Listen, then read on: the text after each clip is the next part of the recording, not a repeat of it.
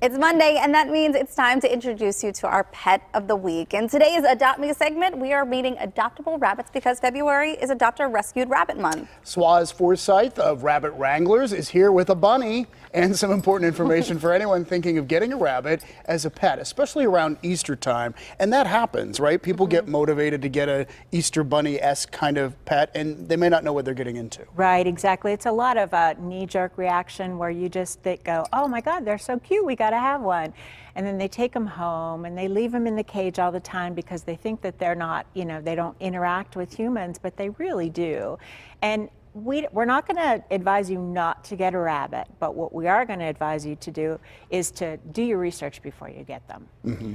The shelters actually locally have these areas where they let the bunnies run and play, so you get to see their different personality. And truly, like a dog or cat, they do have different personalities. So it's really a lot of fun to see how different they are. So what does a rabbit need if you're thinking about adopting one? The important thing about rabbits is they have to have space, so they have to be able to move around.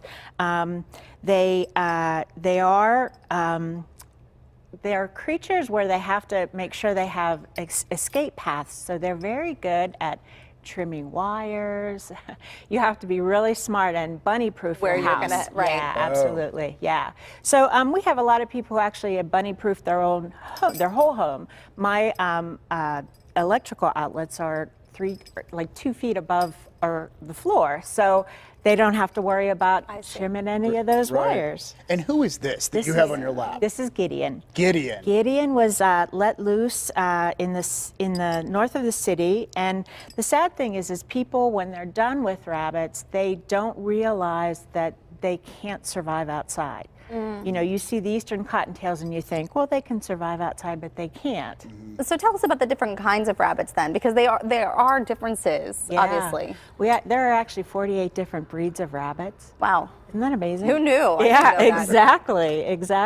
Yeah, this little guy outside, he actually has a corneal abrasion on his eye, so he's blind on the right side.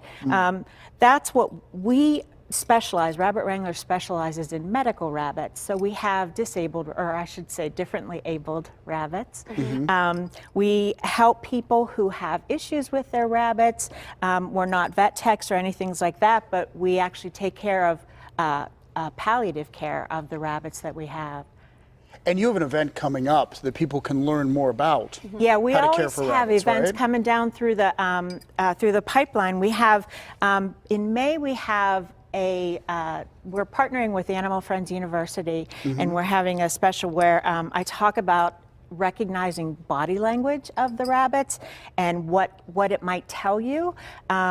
Yesterday, actually, we just had one with one of our vets who was telling us about some of the diseases that you have to watch out for, the illnesses of rabbits. I think Gideon's body language right now is saying, I'm good, I'll stay here. Well, to learn more about today's Pet of the Week and others at Rabbit Wranglers, you can check out their website, and you'll find that link at kdka.com/PTL. And keep watching for more pets in our Adopt Me segments every Monday right here on PTL.